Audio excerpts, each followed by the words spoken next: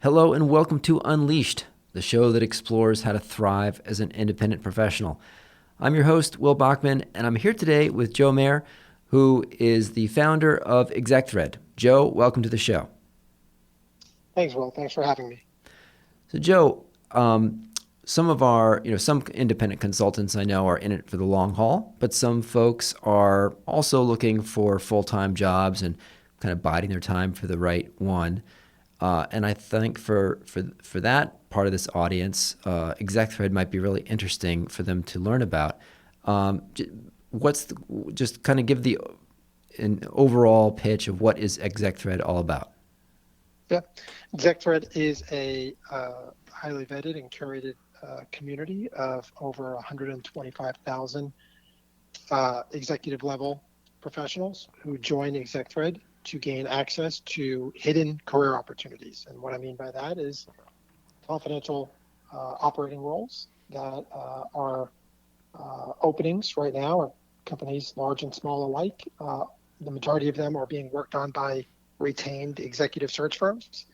And these are the type of roles that you would normally get approached by an executive recruiter for, and hence you wouldn't find on a job board. You won't find them on Indeed or Glassdoor or ZipRecruiter or any job board like that. ExecThread has figured out a way to source a large number of these types of opportunities. We have over 3,000 of them on our platform today. And as an ExecThread member, you gain access to those opportunities by virtue of being an ExecThread member, and hence the value prop is pretty clear. No, so I think that the majority of them are actually posted by the subscribers to the service, right? The members of the service. Someone, let's say, gets a inquiry from a recruiter at Russell Reynolds or Egon, and maybe they're not personally that interested on it, but they can then go and post that job opportunity on ExecThread. Yeah, that's right. We source roles or opportunities in a couple of different ways. One is in a crowdsourced manner, like the way you described. Um, and the member is not actually posting those opportunities in those use cases. They are sharing them with us, and then we curate those opportunities and vet them, and then reformat them into our user experience, so that there's a consistent user experience across all opportunities.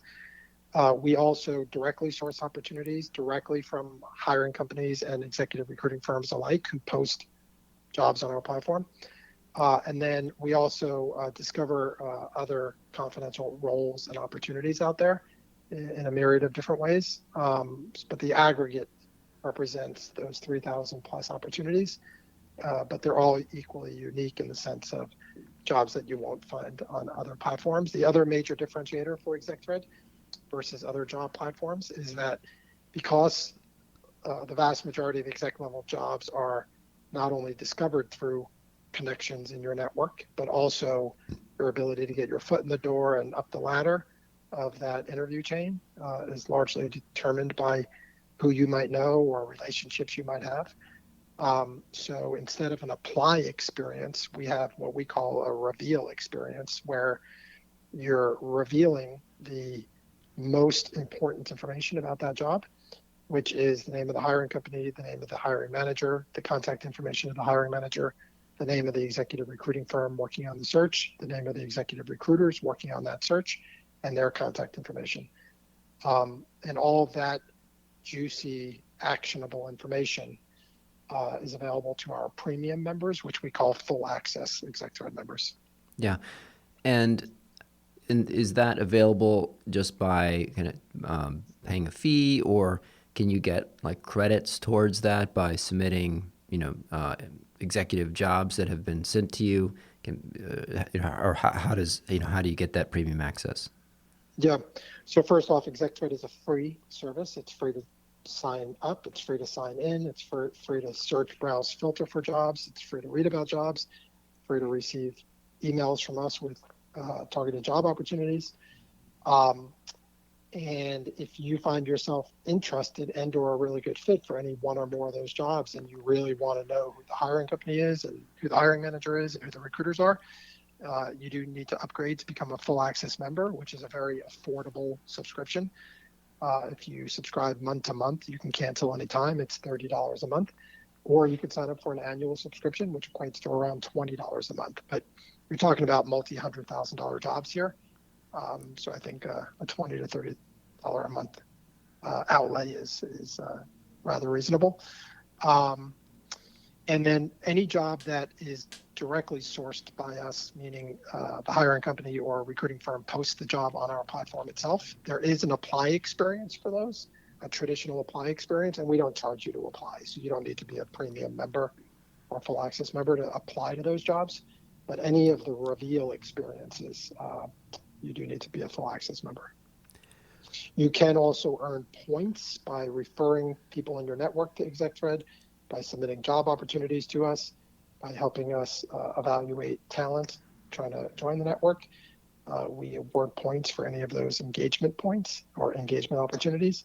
And then you could redeem or trade in those points to get dollars off of your subscription. So if you have 20 points on balance because you've highly engaged with the service, you can get $20 off a subscription, for example.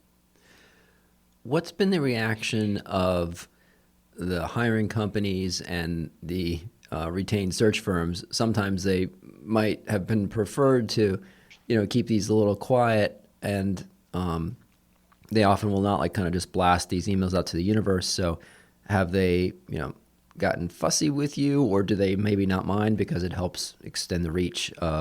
So I'm curious the reaction that those firms have had. Well, I'll start with saying that hundreds upon hundreds upon hundreds of ExecThread members have found their next career advancing opportunity through ExecThread, which means that ultimately the hiring company and their executive recruiters benefit from that, because the hiring companies get access to talent that they might not have had access to otherwise, and recruiting firms close their searches quicker and get paid their handsome fees quicker, and they can move on to their next search. Also, the ExecThread member network is highly diverse in the sense that close to 50% of our members are underrepresented professionals, which means women and/or people of color, or LGBTQ+. And by getting talent from the ExecThread member network, expressing interest in that opportunity, especially if they are qualified, which oftentimes they are, it's really a win-win scenario for those hiring companies and recruiting firms alike to access such high caliber, targeted, underrepresented talent. So I've looked at the job postings on ExecThread, and they all are truly executive level things. Tell me a bit about your filtering rules. Like, what do you decide to let on and go ahead and get posted on your platform? And sort of where do you draw the line, and how do you decide what's in and what's out? Yeah, as you said, the vast majority of opportunities on our platform are VP through C-suite and everything in between. You will find a smattering of or a small percentage of director level or senior director level jobs, but they're usually those types of opportunities at much bigger companies, and therefore if you're a senior director at Adobe, chances are you're going to be an executive level professional at a smaller company. But the vast majority of the opportunities on our platform are VP, EVP, SVP, and C level, but also board opportunities too. At any given time, we have several dozen board of director opportunities on our platform as well. So we truly go all the way up the food chain. I think you also vet the individuals that you allow to become members. Tell me about that vetting process, and how do you decide who to admit to the pool? Yeah, and that's what I mean by curated. So we are a curated community in the sense of our member community is curated and our supply of opportunities is curated, which essentially means that we vet and evaluate any job that might be posted on the platform to make sure it's a current role at or above the right levels, at legitimate companies, at reputable going concerns, that it's still an active role, et cetera. So we do vetting on the opportunities, but we also do vetting from a talent acquisition perspective in terms of people that want to join our network. We built rather sophisticated profile technology that enables us to build a profile on anyone who wants to join the ExecThread network with simply knowing their email address and name, and with that information, and then verifying their email address, we could build a complete profile on them. And then we can put that profile through a rules-based recommendation engine, which is proprietary technology we have that enables us to further evaluate that talent and kind of rank and score it rather objectively, because we're not looking at headshots, we're not looking at names. We don't know if you're a man or a woman or a person of color or not. We don't know if you're gay or straight or any of that. We're just evaluating you objectively on your work experiences and education. All right. You've been doing this, I think it's at least a few years old, right? I'm curious to hear any trends that you've seen just in the past few years on the types of talent that's in demand and the types of jobs that are being posted. Yeah, I mean, the first thing I'll say is what I've already mentioned, which is the fact that the ExecThread network is very diverse. Around 2 out of every 10, maybe 2 to 3 out of every 10 executives out there are women or people of color, whereas in the ExecThread network, it's close to 5 out of 10 of our members are women and or people of color. And I think we are on the kind of the forefront of that trend in terms of the C-suite of teams are becoming more and more diverse with every day. And it's all about getting access to these opportunities and being considered for it. So ExecThread is helping foster and enable that trend for our C-suite professionals to be more diverse across the board.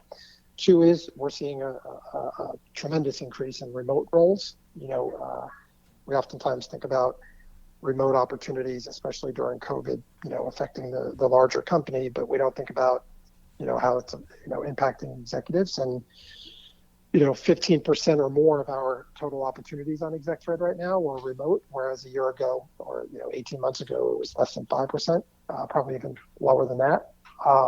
And that percentage is growing with each passing month.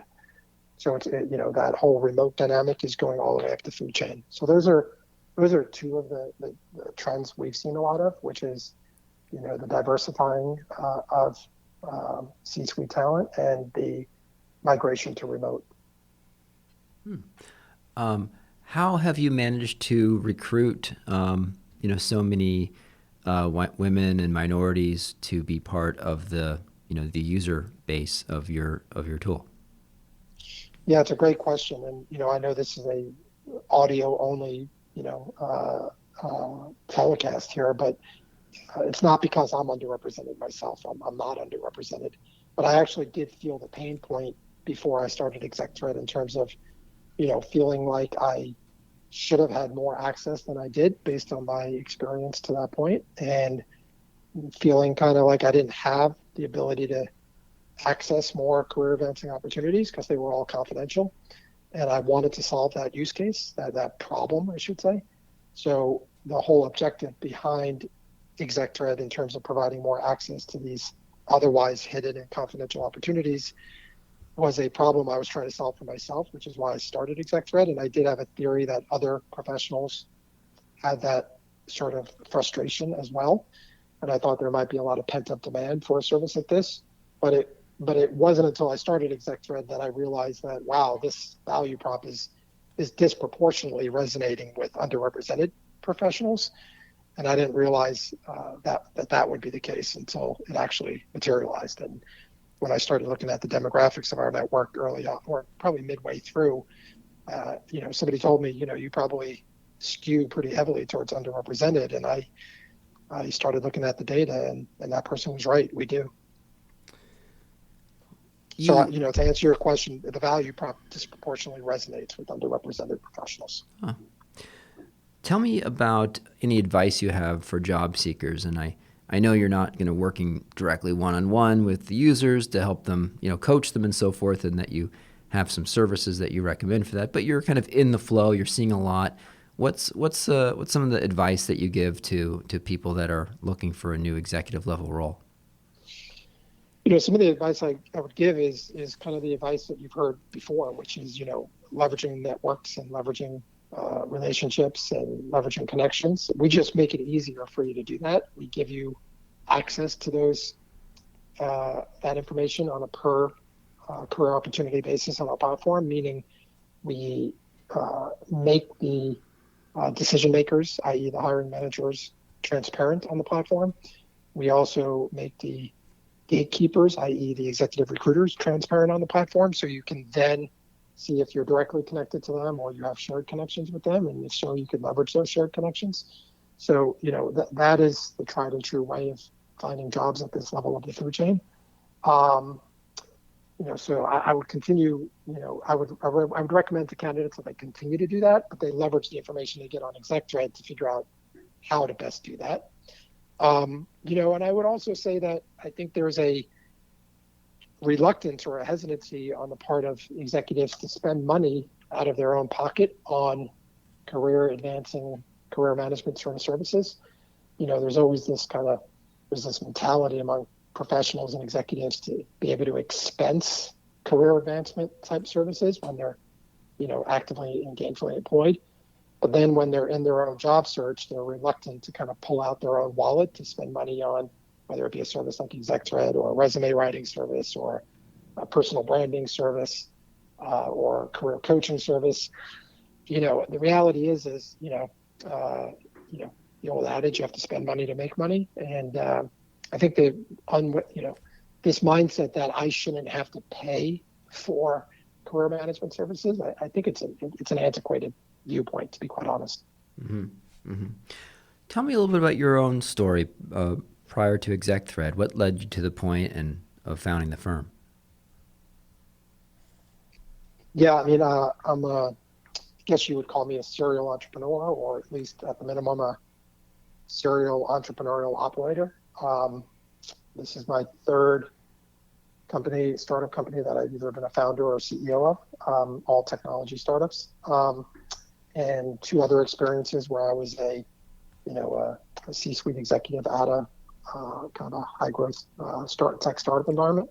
So I've been at startups my entire career, just about, and high growth companies. I decided early on in my career I wanted to being more in control of my own destiny in terms of, not really kind of take the traditional job path. I wanted to kind of forge my own way. And even though as an entrepreneur, you don't necessarily have control over your destiny, you are the one making the decisions and you're living or dying by the sword, as opposed to, letting someone else make those decisions for you and playing Monday morning quarterback. Here you are the quarterback, you're the head coach and quarterback all in one. So for me, that's exciting and interesting and motivating and gets me up in the morning and fulfilling and all that. And it's not just a job. Yeah. Can you tell me a little bit about the team sort of behind you at ExecThread? I know it's really a tech-driven company, so you don't have necessarily, you need to have tons and tons of people, but you're just curious about your marketing or your technology team and what your org structure looks like. Yeah, we're pretty lean and mean, to be quite honest. And my last three startups, two of my last three, and ExecThread's the third, have been quite successful in the sense of my last two startups were acquired by AOL and Apple alike. And the startup that was acquired by AOL never got above 90 employees, usually in the 75 employee range. And the startup acquired by Apple never got above 15 employees. And both of those were highly successful acquisitions. And we're following the same playbook here at ExecThread. We've never gotten above 20 employees, and currently we're at around a dozen.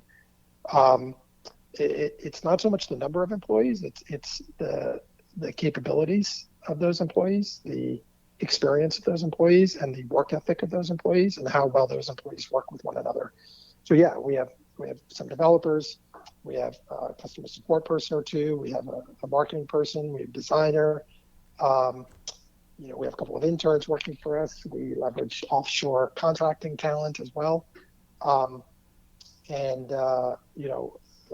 think you can provide a highly personalized, high-touch service without people providing the high touch, but instead the user experience providing what you need in a self-serve sort of way and in an automated way, and most importantly, in a scalable way. So we're big believers in low touch from a professional services perspective, but high touch from a user experience and platform perspective. Yeah. What advice do you have for employers in this current environment where people are really scrambling to fill roles? Again, you're kind of seeing a lot, you're in the flow of this, you're seeing a lot of job opportunities flow through and a lot of people who are looking for jobs.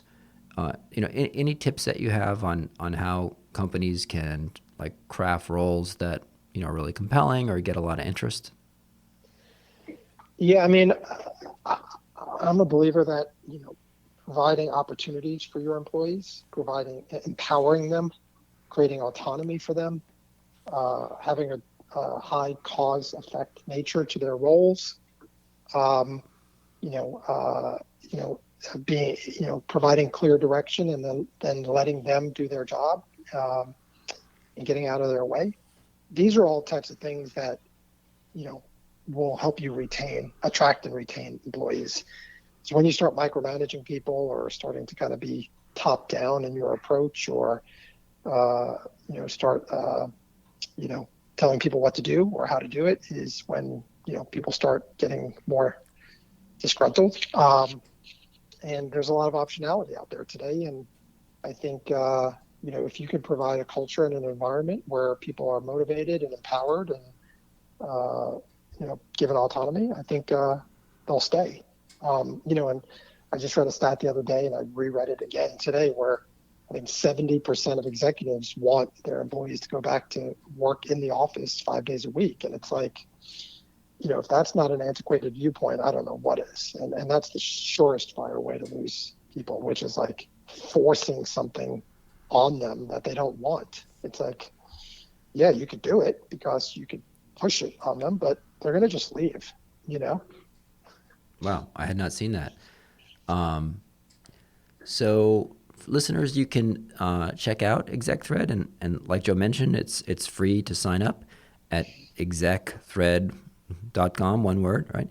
ExecThread, like thread. We'll include that link in the show notes. Joe, any final parting tips? No, I mean, Will, thanks for having me. I think, Umbrex and ExecThread are very complementary in the services that we each provide to our respective communities. And it's been great getting to know you over these past few days and few weeks, and look forward to, collaborating with you moving forward. Fantastic, Joe. Thanks for joining today. And we will, like I said, we'll include that link in the show notes. Awesome. Thank you.